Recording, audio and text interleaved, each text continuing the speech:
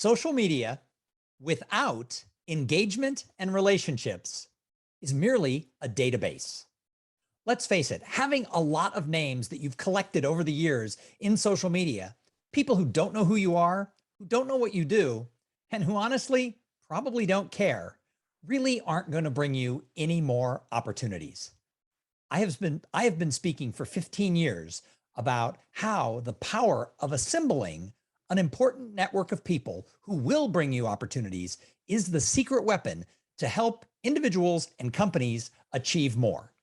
Now, it was between 2003 and 2006 that Facebook, Twitter, and LinkedIn all came on the scene. And at the time that happened, everybody thought, oh my gosh, this is going to change the face of how people network and build relationships. People thought they could sit back and just have likes, links, shares, and follows, and that opportunities and sales would just roll in. But when I speak to audiences and I ask them, how many people who've been in business since that time really think that opportunities flood over the wall because of their social media presence?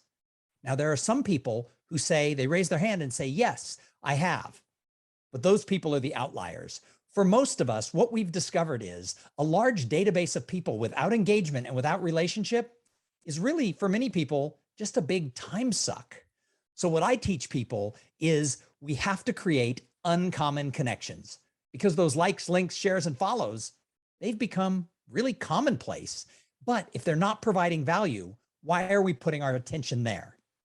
Now, I am a big fan of social media. I use all of the tools, but I don't believe for a minute that these tools replace real human engagement. So if you want your team members or yourself to achieve more, you have to get back to really thinking about, how do I cultivate community and how do I enlist collaboration? When we have real relationships with people, and I mean the types of relationships with people where you've spent time with them, you've had a cup of coffee, a meal, or a beer, and you understand them and they understand you, and you've shared what you're trying to achieve in business, that's where leads come from. That's where opportunities come from. Nobody wakes up in the middle of the night and says, hey, who was that person that I sent an unsolicited LinkedIn request to 12 years ago? How can I send them an opportunity today?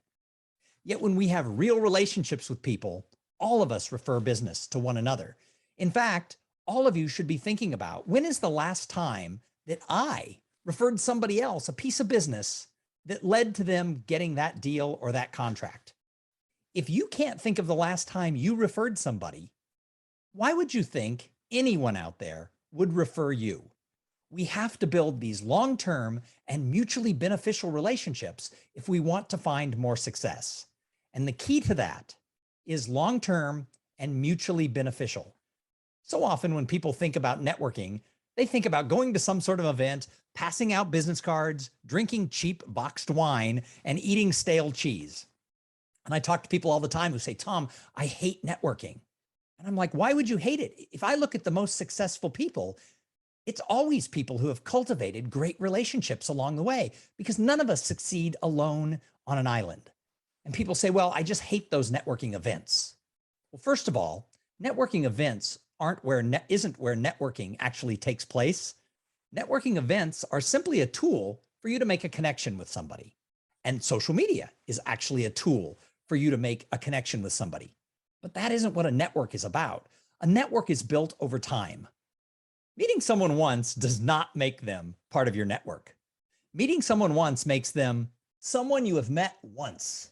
And there is a huge difference between someone you've met once and someone who you have cultivated this type of relationship, this uncommon connection that I talk about. Now, you can't have uncommon connections with everyone you meet. By the pure definition of it, it has to be uncommon. And what I have found in my research and my discussion with so many people, those people who get the most have these uncommon connections with somewhere around a dozen people. You can't have 60 or 100 or 6,000 uncommon connections.